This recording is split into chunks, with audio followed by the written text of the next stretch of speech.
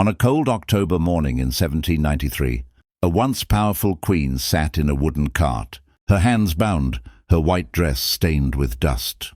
Her hair, once powdered and crowned with diamonds, had turned completely grey.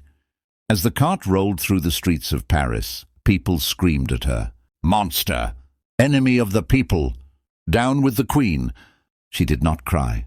She did not scream. She simply stared ahead toward the guillotine. This was Marie Antoinette, the last Queen of France. Her crime? To history, it would seem she lived too richly. To truth, she lived at the wrong time. This is her full story. Marie Antoinette was born on November 6, 1755, in Vienna, Austria, at the Hofburg Palace. Her full name was Maria Antonia Josefa Johanna.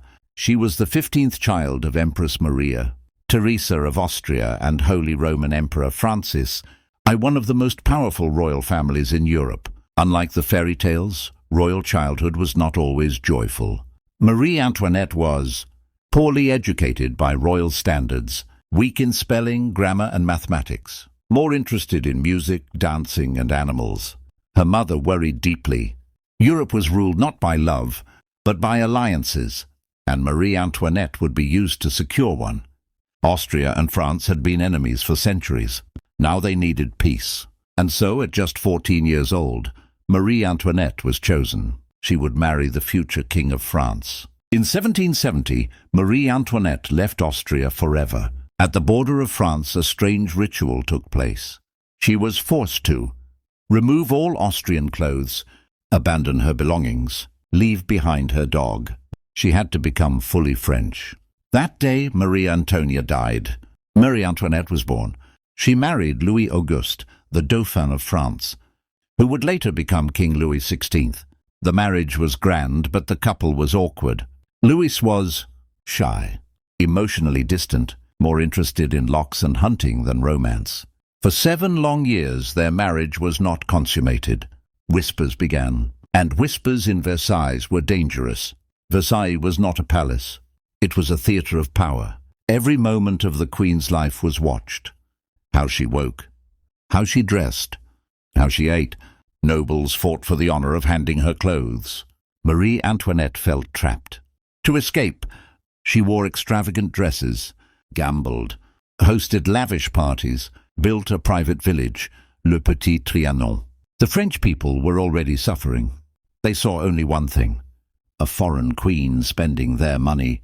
Pamphlets spread lies, that she was immoral, that she hated France, that she mocked the poor. The most famous false quote was born, "Let them eat cake." She never said it. Louis Auguste became King Louis XVI. Marie Antoinette was now Queen of France at just 18 years old. She wanted to be loved. Instead, she became blamed. France was bankrupt, decades of war, corrupt taxation, a starving population. Yet the Queen became the symbol of excess. Why? Because she was visible and because she was foreign. After years of pressure, Marie Antoinette finally gave birth. She had 4 children. Une, Marie-Thérèse, survived.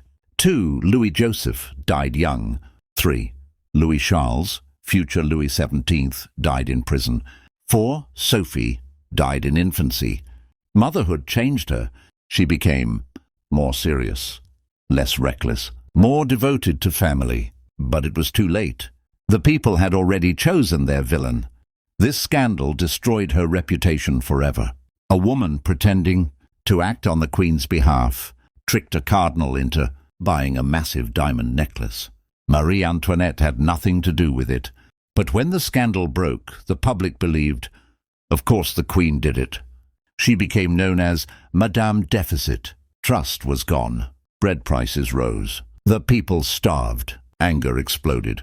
On July 14, 1789, the Bastille fell. The revolution had begun. In October, thousands of angry women marched to Versailles.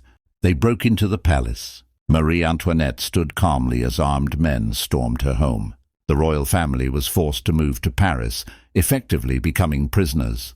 The Queen now understood. This was no longer politics. This was survival. Marie Antoinette planned an escape.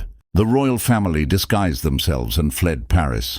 but they were recognized in the town of Varennes, captured, returned in humiliation. From that moment on, the people saw them as traitors. The monarchy was finished. France became a republic. Louis XVI was put on trial. Marie Antoinette watched helplessly. In January 1793, the king was executed. She was now a widow, a hated symbol, a political threat. Her son was taken from her. She would never see him again. Marie Antoinette was placed in the conciergerie, known as the antechamber of death. She lived in darkness. Her trial was a farce. She was accused of treason, conspiring with foreign powers, even incest with her son. At the incest accusation, she finally spoke.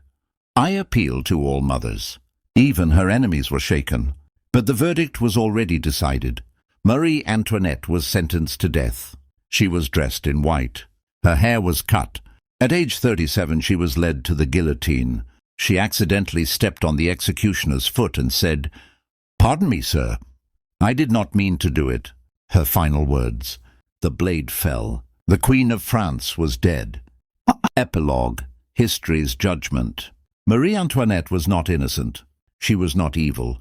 She was a young girl turned into a political weapon, a queen without power, a symbol punished for an entire system's failure. Today, history sees her differently, not as a monster, but as a tragic figure, crushed between privilege and revolution. She did not lose her head because she was cruel. She lost it because the world was changing, and she stood in its way.